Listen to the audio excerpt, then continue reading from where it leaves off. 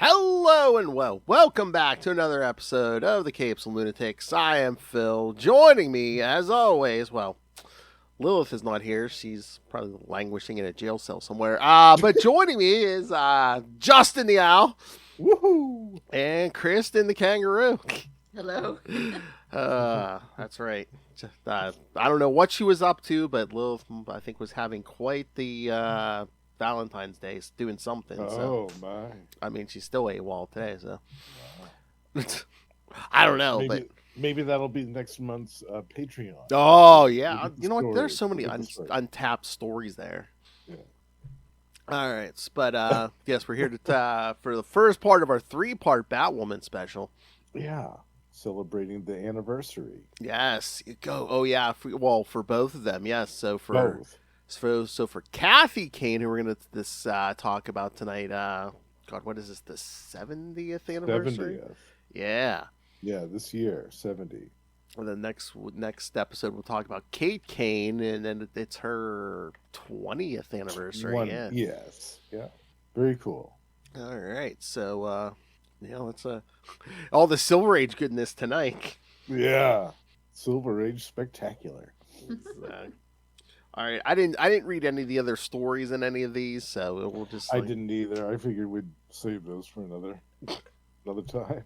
I just scanned through them and there's some like weird little imp man that was hanging out with Yeah. John. Yeah. And I was like, I don't know about this. I forgot when Martian Manhunter was in Detective Comics. I swear, in the 50s, you could like throw a rock and like you hit any pretty much any comic, you're gonna run across an imp character at some point. Yeah. It's like Batmite, Mix Pitalik, Right. whatever was hanging out with John Jones. Yeah. Yeah. You're either going to hit an imp or you're going to hit like an ape. That's what it is. Exactly. It's like, Sometimes both in the same issue. oh yeah, Grodd, Ultra Humanite, yeah. Monsieur Mala. Kong Gorilla. So. But Yeah. did any of them have an ape imp? Because that really would have been. Oh, a combo. Yeah. Mhm. I don't remember. Not that I can think of. I'll put that in the atmosphere. So I did, since I was doing it on the app, I did, I read the other ones because, in Batman, the Batgirl story, which is the one we were reading, was at the end, the last right. one. And Yeah. I thought it very fascinating. You can tell, I guess, that they probably reprinted the Batgirl one more often because it was kind of recolored. You could tell that it was just digitized way better than the other ones. Yeah, I do have that in the notes. The Batgirl story, they've reprinted that at least 2 or 3 times. So yeah. Yeah. Yes, you can tell because it's like that's fresh. Oh stuff. yeah. And then the end of that Batman one, that is literally they just scan the page in. I mean, look at Right. that! Look at that cover. I mean, look at that. Right. Yeah. Yeah. And again, this is before Barbara Gordon, who was just Batgirl. This is Bat/Girl. Yeah, exactly. The original. And is it in this story where they say the teen/ager? I mean, Yes. that must have been a thing back in the day, because like even when like Lilith and I were like doing those early Yeah, that's Spike. how they used to spell it. Yeah, I was gonna say it had to be because I know when Lilith and I were covering early Spider-Man issues, and Stan Lee was calling Yeah. Peter Parker a teen/ager. Teen/ager. Yeah. Yeah, Yeah. the 60s thing, right? Because this was 61, this issue, right? I think. Here, I'll pull up the notes, but yeah, you may be like, well, why aren't we covering the first appearance? Because the first appearance of Batwoman is not on the app. It's not there, yeah. Which was I Detective got the Comics. list, and there was a few that weren't on there. There's a lot of her early appearances. Like, nope, this one's not on there. Nope, this one's not on the app. I did 233. notice that when we did this one 139, and then when I was done reading it, the next one it wanted to take me to was like 153 or something. Oh yeah, yeah. Yeah, because there's gaps in some of this early Batman stuff. Yeah. It's crazy. Yeah, her first appearance was Detective Comics 233 from July of 1956. I might have that in. Well, it's too late now. I might have that in a reprinted omnibus. Yeah, I was gonna say it's not on the app, but I mean, there's certain stuff I'm like, do they just not have the issue to like scan in or whatever? Or I mean, certain stuff makes sense why I get why DC's not putting it on there, like the Joker's boner issue and stuff. But yeah, that's tragic. I know. I would love to have that on there. I want to do a live read of that. I mean, they have it though because I have it in the omnibus. I mean, they reprinted it before. Yeah. I think they have all the Batman issues in one format. Oh yeah, all that early stuff. Reprinted them all yet. Yeah, I mean because they reprinted a lot of that. Yeah, like Kristen was saying in those collections and stuff. So yeah, they used to do those hardcover collections. Remember Yeah. It was kind of like their own Marvel Masterworks line. But we all got to get copies. Again, I want to do a live read of that issue. Bring me the Joker's boner. Yes. We'll do that for one of our live reads. Absolutely. Well, I have it. I can make I'll have to use my phone or something because it's too big to scan. But I have it in one of those omnibuses, so I can make it into a PDF. Oh, nice. And maybe by the time we do it, too, they'll have uploaded the issue on the app. I just feel like stuff every day. It seems like I just feel like GC's doesn't want to get mocked. Like, ha, Joker's boner, ha ha ha. Yeah. No, they know it's out there. They know about the internet. Yeah, I know. I think that's why they're afraid to do it because they know the internet. People are gonna be taking like screenshots and be like, "Oh, look, DC's talking about Joker's boner." And 5 minutes after they uploaded the issue, Brian Cronin had a whole big article about Joker's boner. Nobody saw Brian. What a coincidence! Yeah, it never happens. All right, so yes, this one is from Batman 139, April 1961. There's a few stories in here. The one we're interested in is Batgirl, Bat/Girl. Again, this is Batgirl before Barbara Gordon. This is her first. This isn't Batwoman's first appearance, but it's Batgirl's first appearance. Mm-hmm. Boy, they really like to put those female Bat characters in red at this point, didn't they? Yeah. They want it's Lilith's theory about the bright colors. Oh, that's right. Everyone's wearing bright colors except for Bruce Wayne, man. Except for Batman. He's I know. The only one that's not got any red. I thought it was yellow. Also a little bit supposed to be because Batgirl's supposed to be the love interest for Robin, so she's kind of got more his colors. Yeah, get it. Although, Batwoman has a lot of red too. Yeah. So that bright yellow. Bruce Wayne using all them human shields. Moving targets. Oh yes, first we had a Batwoman, now we're at Batgirl. Yes, the old. Oh, see, these two aren't gay. See. Yeah. Look at all the females. God forbid. Yeah. All right, so hold on, let me get the creative team for this one. Writer Bill Finger. Yeah. Penciler Sheldon Moldolf. Inkers Charles Paris. Letters Stan Starkman, and editors Murray Boltonoff and George Cashton. Batman, Robin, and Batwoman battle the Cobra Gang at a scientific equipment exhibit and are captured by a member of the gang using the electronic ring device. It's not watching someone's front door. It's working its way up. True. Suddenly, it's 1961. It's probably bigger than the front porch at the moment. Oh, right. Suddenly, a new heroine calling herself Batgirl enters through a window and switches off the device, allowing the heroes to capture the gang and leave as swiftly as she entered. When Batwoman returns to her lair, she finds Batgirl waiting and aware of her secret identity. A few days before, Betty Kane visits her aunt, Kathy Kane, suspicious of her aunt's whereabouts as she goes out the most every night. Maybe she got a man or something. Come on. Betty deduces that her aunt is actually the crime-fighting Batwoman. Although Batwoman is impressed and flattered, she begs her niece not to become Batgirl again. Batwoman later seeks the advice of Batman and Robin, who tell her to stall the girl with training in hopes that she'll give up. I love the hypocrisy there. Batman and Robin be like, you don't want any young people fighting crime. Come on. Well, Robin's the only one that gets to do that. Although it's 61 mates because she's a girl. Yeah. Tired of being stalled, Betty finds a shoe left behind by a member of the Cobra Gang in Batwoman's crime-fighting sanctuary and analyzes it. Her analysis reveals the presence of cellulose acetate, leading her to the Cobra Gang's hideout in an abandoned rayon plant. The Cobra Gang captures the young heroine and imprisons her in an unused office. Batgirl uses the carbon paper in the office to make a number of bat shapes and releases them into an exhaust vents. Picking up on the signal, Batman, Robin, and Batwoman storm the plant and free Batgirl, who helps capture the Cobra Gang.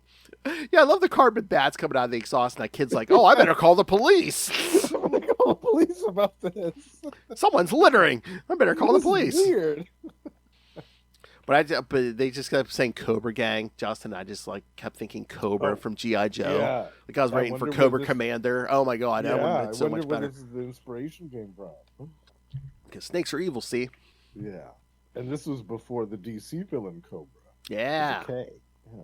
Again, we're always painting the snakes as the bad guys as far back as the Bible. Come on. Probably even before that. But I want to know how many caves and tunnels and stuff are under how many houses in Gotham City? Oh, I know. It's like this. Apparently most, yeah. Yeah. What was it? They're one bad earthquake away from collapse. As we saw in 1999, yes.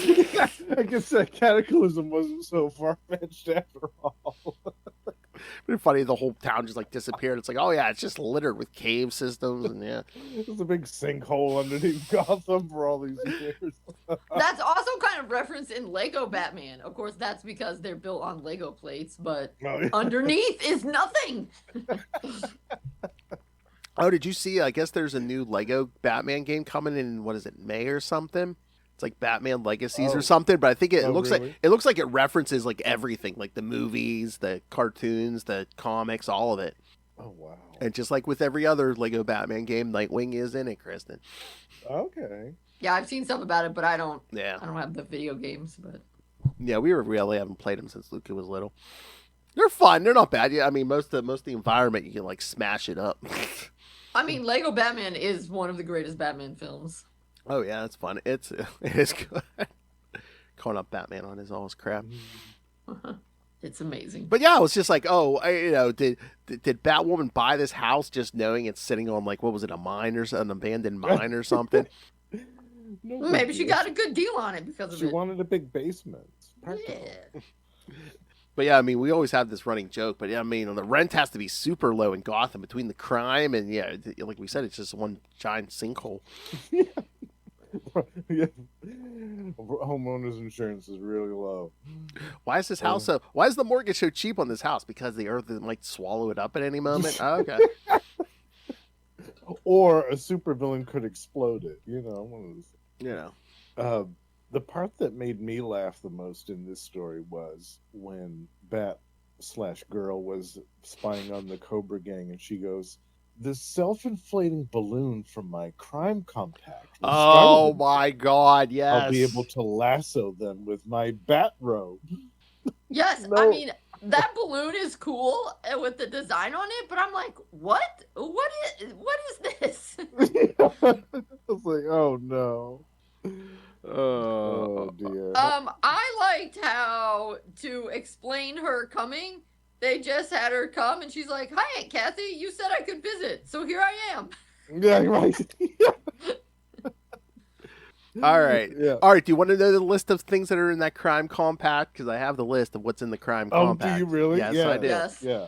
Well, the self-inflating balloons, which we talked about. Good. Perfume bombs.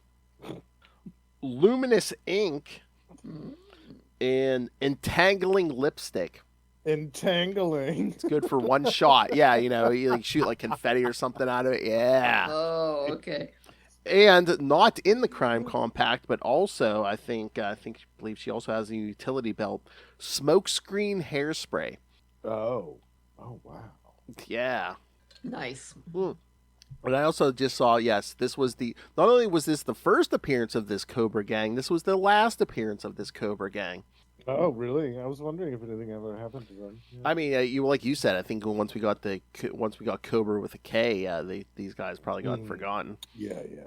They got shuffled out after the crisis. I just noticed when we're looking at it again, she's not wearing gloves. Girl. Yeah. Oh, yeah, she's leaving fingerprints all over the place. Yeah. Yeah, she's the only one not wearing gloves. Yeah. Skimped on it. I thought that was like standard, at least Batwoman would have been like, put some gloves on. Yeah. Right, yeah. Where's your bright yellow gloves? Come on now. Yeah, right. Should be able to see those things from space. Pretty much. Where did I saw something about, I got some Batgirl stuff here. Yeah, did Betty ever show up again? Well, I mean, again, she showed up again, but yeah, I mean, this version kind of got wiped out in Crisis, and then, which a version comes back after Crisis, which is Flamebird of the Titans. Oh, right, yeah, right, yeah. Oh God, I was reading some of this today, and I thought it funny because it said sometimes she was too busy to fight crime or something because of her tennis. I guess she's like a big tennis player, so. Well, At first I was like, oh man, listen to that blonde-haired, blue-eyed, white privilege. Oh, I can't fight crime. I'm playing tennis, but I'm going to Wimbledon. I mean, I'd call her out on it like after Crisis, but I guess in this era, like if you're talking Silver Age, it's like, what's the worst crime that's happening? Some rich guy's getting robbed of something. And it's like, okay, whatever. So some rich guy's wealth is being redistributed. Oh no, tragic. It's not like after Crisis where it's like, oh hey, Firefly's gonna burn the whole town down. Right. Not again. I also like how, aside from the main guy who goes into a full Cobra outfit, all the other dudes in this gang are wearing suits, and they just put these weird Cobra heads on. Yeah. Yeah, it's like the this big elaborate hood. Yeah, it's so funny. Remember, kids back in the day in the 50s and 60s, all men wore suits, even the villains. Yeah. Oh my God, that's like the one channel every like Sunday morning, like I'll tune in sometimes because they'll play like those old Adventures of Superman episodes from the 50s. Oh yeah. And like every gangster's wearing a suit, all the reporters are wearing suits. 99.9% of the guys you see are like wearing suits. It's like, oh wow. And they're all identical suits. Oh yeah, yes, because as George Reeves is aging, yes, his suits are getting baggier and baggier. Also, though, at the end, we get the classic stuff they did in this era, like Batgirl. How am I doing, Robin? Robin, not bad for a girl. Oh yeah. And then at the end, where she's like, I can hardly wait to go out again someday. Maybe we can work on a case together, Robin. Is that a date? And Robin's shocked face, and he's like, oh. Come on, Robin, don't be a dick. This is, of course, funny, and it's how, in some books, it's been pointed out that how the introduction of Batwoman and Batgirl did not help fight the rumors about Batman and Robin, because Robin is never interested in Batgirl. She's like, Robin, is it a date? And he's like, girl, She was just too damn early, because eventually he does get interested in a Batgirl, but not you, honey. Yeah, it's a different one. He has a preference for redheads. Yep. But I find the way she figured out her aunt was Batwoman, like similar to Tim Drake, how he figured out who Batman and Robin were, because Betty like sees the news footage of Batwoman, she gets the stuff in her hair, and then when she's using her aunt's hairbrush later, it's like, hey, the stuff's in her hairbrush. Then, I thought that actually was pretty good. Yeah, and then Tim Drake sees Robin doing this acrobatic trick that only like 3 people can do, and it's like, oh hey, and 2 of them are dead. Yes, 2 of them are dead, and one of them is Dick Grayson. Yes, it was a flying Grayson trick. All right, so I know we got a lot of Batgirl here, but overall, I mean, this was fun. Yeah, it was a fun little story. The Silver Age. I know, it's always entertaining. Mm-hmm.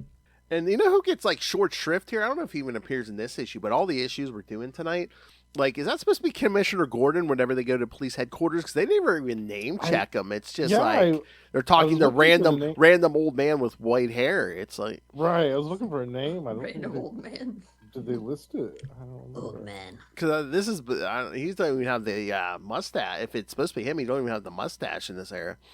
Oh yeah. Well, he was younger. He wasn't rocking it yet.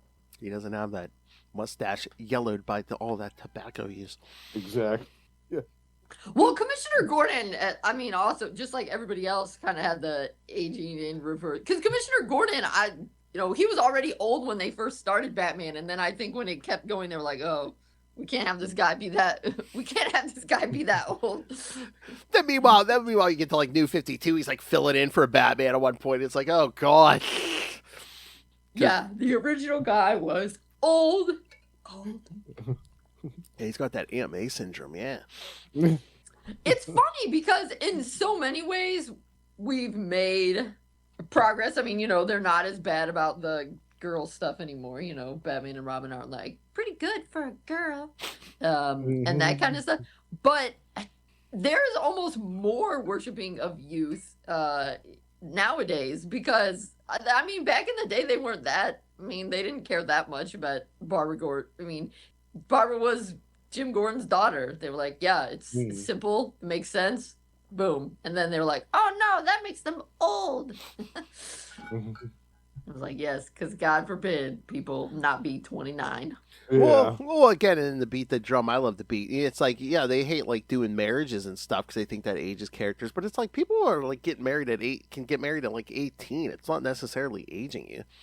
Are you kidding? Most states in the United States still allow child marriage. Yeah, exactly. It's like, oh, you gotta get your parents on a note. Yeah. Not that we should have comics encouraging that, but yes.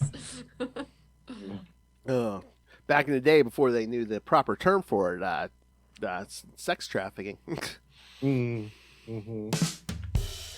All right. We ready to get to the second issue? Yes. Let's do it. Some Catman. Yes. I'm going to do a Catman doubleheader here now. All right. Love it. See? Yeah, look at my cat fans here. Yes. Glad I have both my cat fans here. Yeah. All right. The first one is Detective Comics 318 from August 1963. Yeah, this one was the first story. The Catman Strikes Back. Once again. Oh, he does. Once again, written by Bill Finger, penciler Jim Mooney.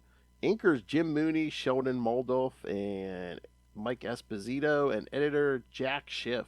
So, yeah, Jim Mooney. He penciled and did some inks. So. Getting paid. Almost pulling a burn, yeah. Yeah. The Catman returns to bedeviled Gotham City. Batman and Robin with the bedeviled Gotham City, Batman and Robin with new crimes. Based on famous fictional cats. After his first crime, Catman saves Batwoman's life and tells her he'd like to have her as his partner before leaving the crime scene. My. Oh, my. During Catman's second crime, Batwoman makes a mistake that foils Batman and Robin's pursuit of Catman. Batman thinks that Batwoman did that on purpose to repay the criminal for saving her life, and Batwoman decides to leave Batman and join Catman. Oh, jeez. In Catman's secret hideout, the criminal provides Batwoman with a Catwoman, there's a slash in there, costume, designed to match his own costume. Soon, the dynamic duo arrive at the location, and Catman realizes that he has been tricked by Batwoman as she has guided the heroes to his hideout. Catman manages to overpower them, but Batman soon summons Bathound to help them. Catman tries to escape with Batwoman as his hostage, but Batman chases them down and saves Batwoman. However, Catman uses the boat to get away, and he crashes into a buoy, causing an explosion and apparently dying. In the aftermath of the case, Batwoman decides to keep the Catwoman costume in her trophy room. Well, that makes sense. Who would be the big villain to help to defeat Catman? A dog. Makes sense. I love that. I love Ace was like, it's like, okay, let's send the signal to Ace. Now he knows they come get us with the stuff in his mask and the explosive. I love Batman strapping explosive chemicals to his dog's head. In Gotham City. Yes. See, kids, he's not just endangering children; he's endangering animals too. At least he didn't have Ace wearing bright colors. Well, you like the dog. Come on. Oh my God, he's full of hellfire. He likes dogs and cats better than people. Yeah. I get it. Yeah, there's a lot going on, and I'm trying to remember if Selena Kyle wasn't around much in this era, because I'm like, why wasn't anyone like, hey, we already have a Catwoman? Well, was it cat-woman back then? It was. I don't think Selena was, but I wonder if maybe that's how they justified it. Yeah, like, well, maybe been a cat-woman. But I think they hyphenated cat man here, and I don't think they do that now. I love apparent death of Catman. Yeah. He'll be back in a few issues. Exactly. Yeah. I loved this one. I thought this was great. I'm a big fan of Catman. Big surprise. I think that he's. I don't know where he ranks in my favorite Batman villains, but he's high up there. Right under Killer Moth, right? Probably, yeah. He might be number 2. But I love the Batman mirror images for Nemesis, like Killer Moth, Catman, the Wrath. Like, I think all of those are really intriguing, cool characters. I love how Batman, Robin, and Batwoman were guests at the rodeo. Yeah. High stepping in Gotham. You know it. And Catman's car has those cat legs that pop out of the back, so the car can make cat-like leaps. Yeah. Oh, that's pretty genius. That's great. Yeah, because, like, see on page 4, they're like, they go to police headquarters, it says, and then that last panel there, Batwoman's just, like, sitting at the desk there, you know. Yeah. Yeah, I think that's supposed to be the commissioner. I feel like he has a very tiny mustache. Yeah, there he does. I feel, was it last issue or the next one? Yeah, there's one that I don't think unless you can't see it. There are a couple things in this that made me laugh. Number one, the 3 kittens hanging from the branch in the stockings. Yeah. And then when in the big climactic confrontation in Catman's lair, he's at that throne and he's got the big cat head over the top of his throne, and all of a sudden out of the eyes these like weights or something come out of both of the eyes and punch Batman and Robin square in the face. I thought you were gonna mention the giant painting of Batwoman he had in his lair. Oh, that too. Yeah, that made me laugh. He had that specially commissioned. I guess so. I think the one weird thing to me is, why is Catwoman, Cat-Woman, like, why is it green? There are no green cats. I know, right? Yeah. That's what I'm saying. They like the bright colors for her. I don't know. Yeah. It's like and green and orange. I mean, there are orange cats. They're notorious for only having one brain cell, which Catman is clearly hogging right now. I mean, unless they want, unless they wanted to make her costume different than his. But I'm like, why wouldn't she just wear yellow and orange like him? Like, and it would be similar to her regular costume. Yeah, all she's changing out is like, changing the red for orange. Yeah. Right. I mean, I know that originally the first Selena Catwoman, a lot of times her outfit was purple, but I don't know. That just seems more cat-like. I guess because sometimes purple is kind of like used for black. It's darker color, so it blends in with the shadows or whatever. Yeah. But I was like, guys, this is a real missed opportunity for more cat-like things. Why are you green? I don't know any green cats. And they had to give her a handbag too, a purse. This is true. Because she's a female character. They couldn't just let her go without that. They had to have. I don't know any cats that carry purses either. Green ones too, yeah. Okay, here we go. I looked this up because Selena Kyle Catwoman, she was in the Golden Age, and then it says her last 2 appearances were in 1954, and then she didn't appear again until 1966. Oh wow! This was mostly due to her possible violation of the developing Comics Code Authority's rules for portrayal of female characters that started in 1954. Interesting. Oh, maybe because she a lot of times would get away or something. Maybe, or they have a thing for female criminals, or. Oh, interesting. I don't So know. over 10 years she was missing. Yeah, Wow. so 54, and then the next one was 66. So yeah, like 12 years. Yeah. Wow. Well, I also remember reading that the Riddler was in the Golden Age, and then he didn't appear again for like 20 years, like long enough for him to actually have, been in prison and gotten paroled. Right. Yeah. I think that's the thing. So people who don't know better, like to rip on the 66 series. They're wrong, of course. But I think the 66 series helped revive some of those classic Oh yeah. those classic villains, because they brought back Catwoman. They had Catwoman as Selena Kyle. The Riddler came back. All this kind of stuff. Because yeah, a lot of the Golden Age is weird space things or whatever. Or I mean, the Silver Age. Excuse me. I was trying to look too, because I know there was not as long, but there was a few years where Joker was like didn't make many appearances. Yeah. Well, and that would never happen. You and I were growing up, Phil, in the 80s. He was gone for a long time. Back when I started reading it, I remember he was gone for a number of years, and I thought that was great. Oh yeah. Yeah. It gives time. When you have characters gone for a while, it gives you time to miss them, and that's when they return. It's like a big event, like with the Red Skull over at Marvel. Oh, he was gone for like almost 10 years. Like that's the smart way to do it. They are saying the Code was messing with the Joker too, because he used to be like he was more of a killer in the Golden Age too, but then I guess by the Silver Age they had they made him like the more goofy and stuff, and where he was just a glorified bank robber. I guess it would eventually come back. Okay, here we go. In 1973, after a 4-year disappearance, so the Joker was out of the comics for 4 years. That never happens these days. They they would never do that these days. 4 years. Yeah. 4 years without the Joker. Can you imagine? This ain't modern comic system.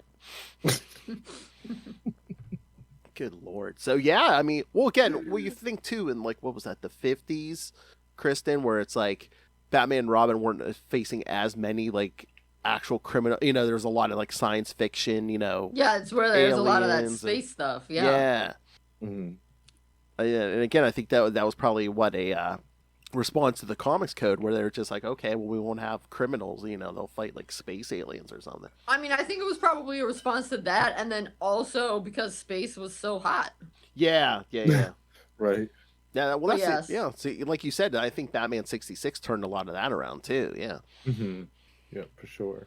But yes, considering this is in the Silver Age, which is often criticized as goofy, although it has some good stuff, this is good. Yeah. I like how his cat stuff, that like using the 3 kittens. Like, that's not the crime, that's the distraction. That's pretty smart. Yeah. And then, of course, when he's walling them up and he's doing, like, the last thing you see will be my smile, like, to check the cat. I was like, dude, that's good. Yeah, and the whole Black Cat, Edgar Allan Poe theme. Yeah, it's so good. Or, at the beginning where Bruce Wayne's like, oh, maybe it's bad luck. And it's so like, oh, it is Bruce. Yeah. All right. The greatest detective. But then, it was pretty funny that it was a dog that came and brought. I know, stuff. Last minute save. Sorry, Catman. Life in Gotham City can be a little rough. Oh my God! If he had said that, that would have been amazing. All right, ready for the last one? Yes. All right. So, Detective Comics 325, and where we learn why Catman is able to escape all these certain deaths. Mm-hmm. Detective Comics 325, March 1964, The Strange Lives of the Catman. Once again, Bill Finger, penciler Sheldon Moldoff, inker Charles Paris, and editor Jack Schiff. The Catman returns from another apparent death, and Batwoman learns that the orange portions of his costume are made from a magic cloth that endows the wearer with 9 lives. The feline felon thinks that he can use up 6 more lives, but Batwoman uses the Catwoman costume to put herself in peril and steal several more lives from him. Without more chances to risk his life available, Catman is unable to escape from Batman, Robin, and Batwoman, and he is finally arrested. So, the magic cloth only has 9 lives in it total. It's not like 9 lives for each person who uses it. Yeah, is it like like power-ups in Super Mario Brothers or something? I don't know. It seems like there's 9 lives total. It doesn't matter if one person uses it or 20 people, or 9 people use it. I don't know. I mean, I feel like it's the kind of thing that you don't want to risk. Yeah.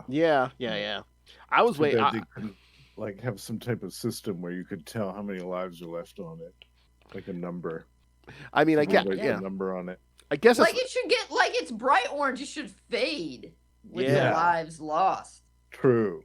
Yeah, I guess come on, Magic Cloth, get it together. I guess it's not Silver Age theme, but I was waiting for. Oh no, that's not. You just think that's Magic Cloth. No, you just been damn lucky that you didn't get killed. Then why even trying to do all this stuff, Catman? Right, I know, because Batwoman, Catwoman, she could have been making it up. I mean, he wasn't there. Right. I mean, they made it sound like she actually did. Well, that's what I think is so funny, because probably that has to do with the comics code. That, like, the heroes probably can't lie. So she probably really did have to put herself at risk, which is like, oh, yeah, so the comics code says we can't lie. So instead, we're just going to, like, throw ourselves off buildings. In harm's way. Yeah. Like, really? Yeah.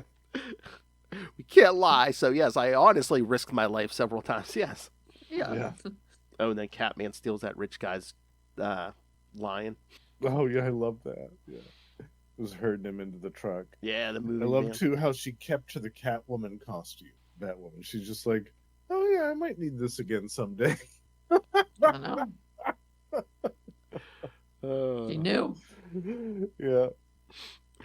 But I love it's like, yeah, where did Catman get this magic cloth? Was it like a jungle or something? No, he just like what, in a curio shop or something? He's just like, yeah, I'll buy that. Oh yeah, you never know what you'll find at some thrift store in Gotham. Maybe it was that one that Jason Blood ran.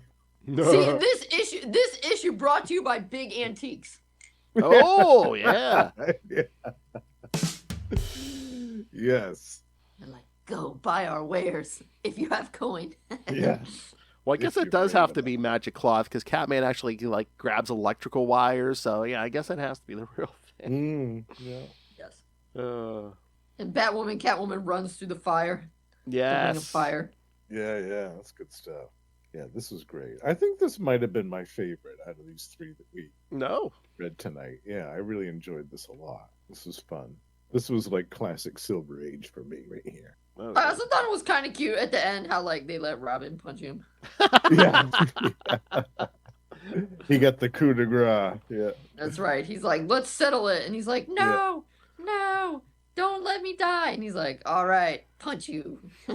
You've used up all your lives, and we're gonna lock you in jail. And the teenager is gonna punch you.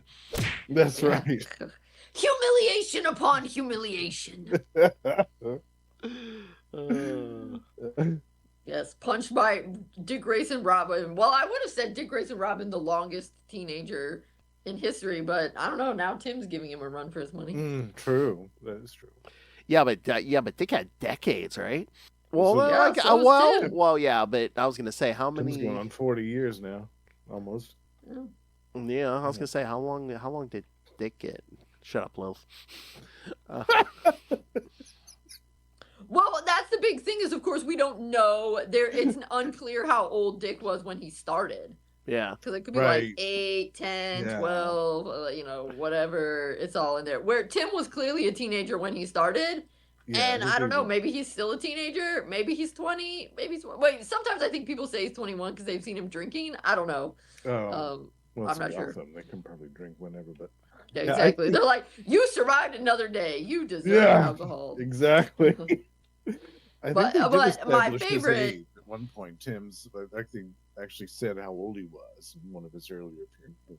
Yeah, because I think they say he's like 14 or something in A Lonely Place of Dying when he gets started. Okay. Yeah. Because I think they were trying to, be like a little bit more responsible. Like he's young, but this isn't the 40s anymore, so we can't have him be 8. Right. I can't. But I don't see it written anywhere. But how much do you want to bet Catman was like created to like fill the gap because they weren't using Catwoman? Well, the original Catwoman, and they're just like, man, we got a bunch of good cat crimes we can do, but Right. Wasn't there a Catman that was working with Catwoman at one point? Wasn't he like her brother, or was that a different guy? Oh, I don't know. Did I just make that up in my head?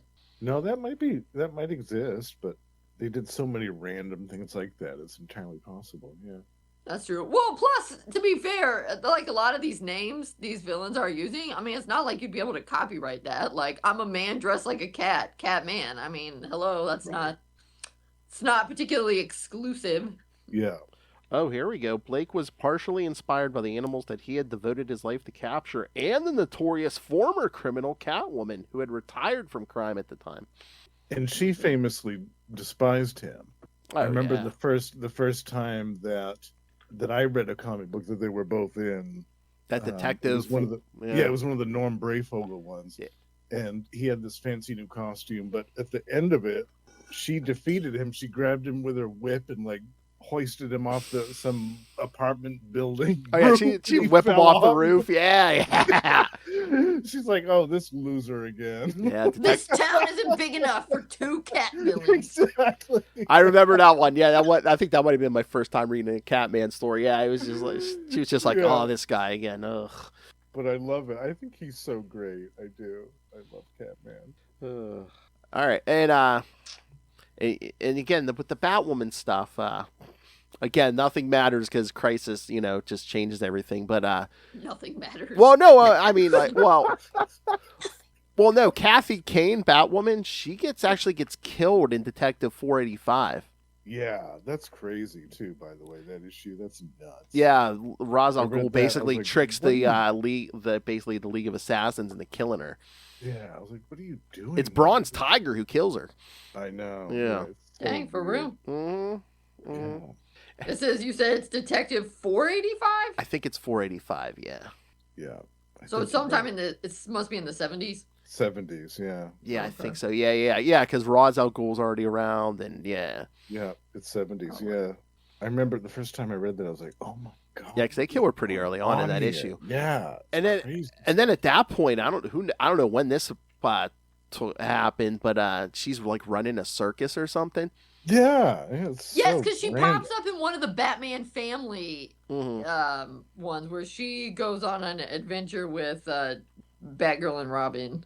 It's Yeah, so yeah. weird. There's a few. so Yeah, weird. we need to get to eventually because I think there's something with maybe Barbara and Huntress maybe or something. Yeah, Oh, okay. there's a few. Yeah. Yeah. So I'm just like, damn, every Bat character, they're either a billionaire or they're like linked to a circus somehow. Right.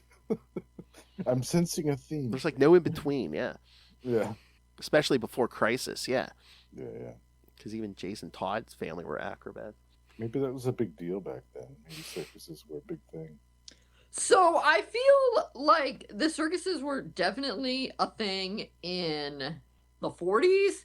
Like that made sense. And of course, Mhm. it made sense why Robin could kind of jump in without a lot of training. Although I don't think that was like Right. super duper their concern back then.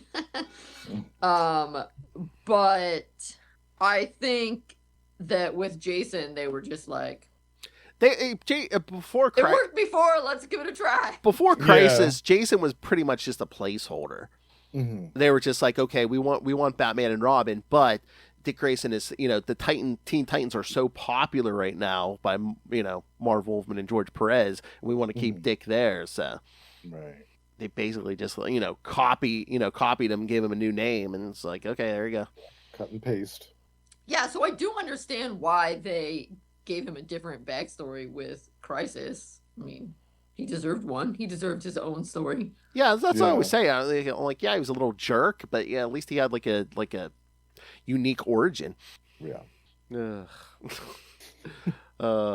Comics. Such his life. Yes. Yeah. And again, like you're saying, like Dick Grayson in the 1940, I guess he probably had to be a circus acrobat. So it was, 1940, they weren't like, oh yes, this young boy was taking gymnastics lessons. Yeah, that wasn't gonna Right. fly in 1940. So they're like, oh, he worked for the circus. Okay. Right. He risked his life every night for the entertainment of an audience. All right. You could violate all kinds of child labor laws, but God forbid your young son was in gymnastics lessons in 1940. Who has money for that nonsense in 1940? Exactly. I don't even know how big of a thing that was back then. Did they? I don't know. But yeah, I mean, I think that was just like, oh, hey, he can dodge bullets. That's because he's a circus acrobat. That's right. That's right. Makes sense. All right. Any final thoughts before we wrap this up? No, this was a fun little. I wasn't expecting to have some Catman stories in here, so this was a double surprise. Yeah, I wasn't even thinking until it's like, oh yeah. So Catman's another one of your favorites, that is, right? Oh yeah. I'll always be up for talking about Catman. Maybe at some point down the road we'll have to have like a whole cat month, like Catman, Catwoman. Oh yeah, Catman. Yeah. I can get behind that. Bless you. Cattober. It could be for Halloween. There you go. There we go. Yeah, I love it. Yeah. Yes. And then for the Marvel stuff, we can do some Black Cat. Yes. Yeah, Yes. I love it. Tigrel will definitely get Ray on an Tigra. episode. Yeah, Hellcat. Yes. All right. All right. So, yes. All right. So that was part 1 of our Batwoman, who's Batwoman special. Part 2, as we said, we're going to leap way ahead to like 2006, I think. Yeah. Mm-hmm. Different version. Yes. Talk about Kane, who, first appeared in the 52 series. Good stuff. Right, yeah, because they're not related at all. I hope not, since they're kind of dating in this one. What? I said I hope not, since they're kind of dating in this one. Who? Batman and Catwoman, or Batwoman. No, I thought you meant no. I think that Kane. I don't know if it's in the story we're going to talk about. I think they said her and Kathy are like cousins or something. So. Oh, okay. Oh, they're technically. Oh, I thought that was okay. It was it's also related to Bruce. Yeah, it's like the mother's side of the family or something. Yeah. I think. Right, yeah. but I'm saying when this happened, I don't think they had really like fleshed out Bruce's family or whatever. They just gave her like Kathy Kane, probably like Clark Kent and Lois Lane. Exactly. Or no, they're either the two Batwomen are either cousins or Kathy might be Kate's aunt or it's I forget. It's something, but yeah. But the newer version, the one that we're talking about next time, is Bruce's cousin. Yes. Yeah. On his mother's side. Yes. Yeah. I love a woman with a maiden name Kane married a man Wayne.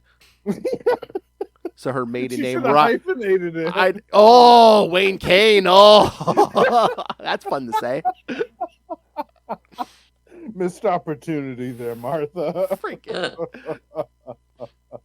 Freaking rhymes. Get it together, Martha.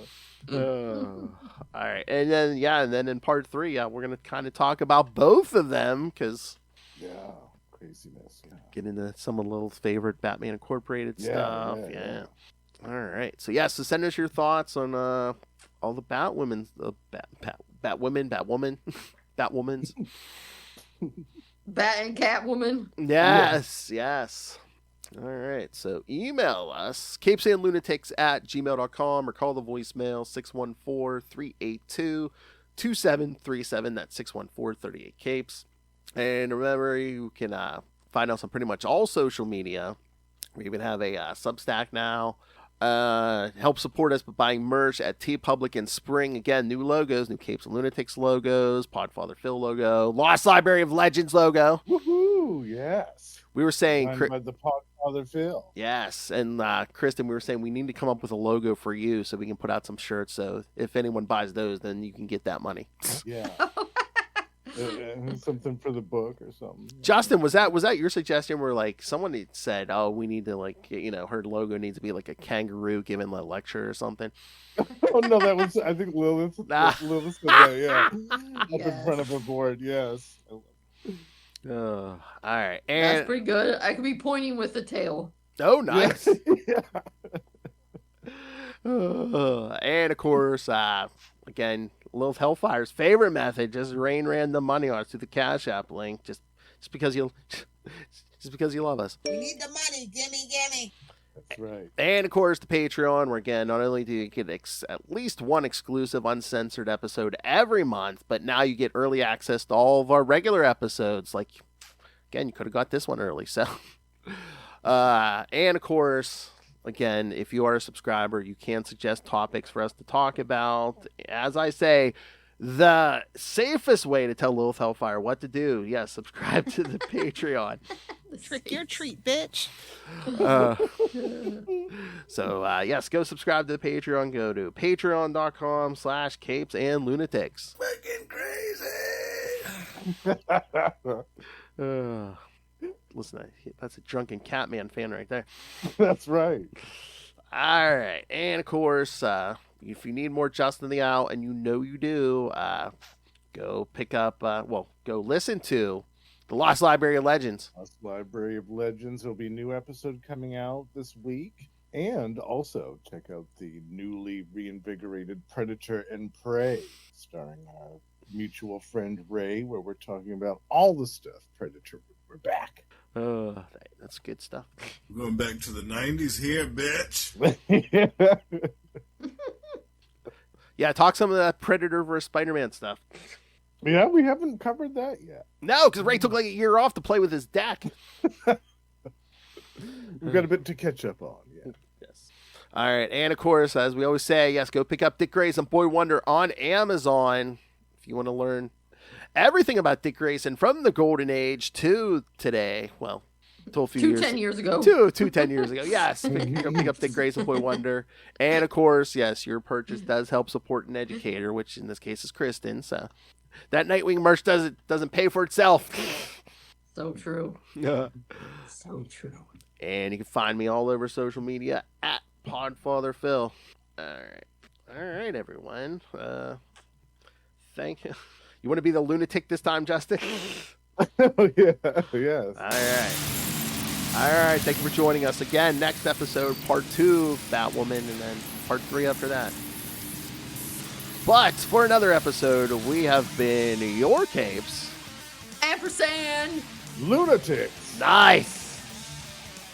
And we should have Lilith Hellfire. Speaking of Lunatics, we should have Lilith Hellfire back next episode. So. Nice.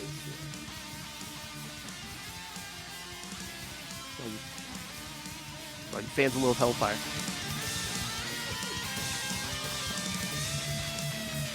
I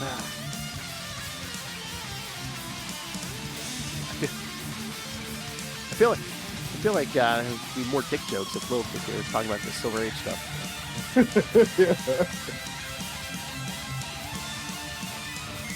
Or like, hit the button.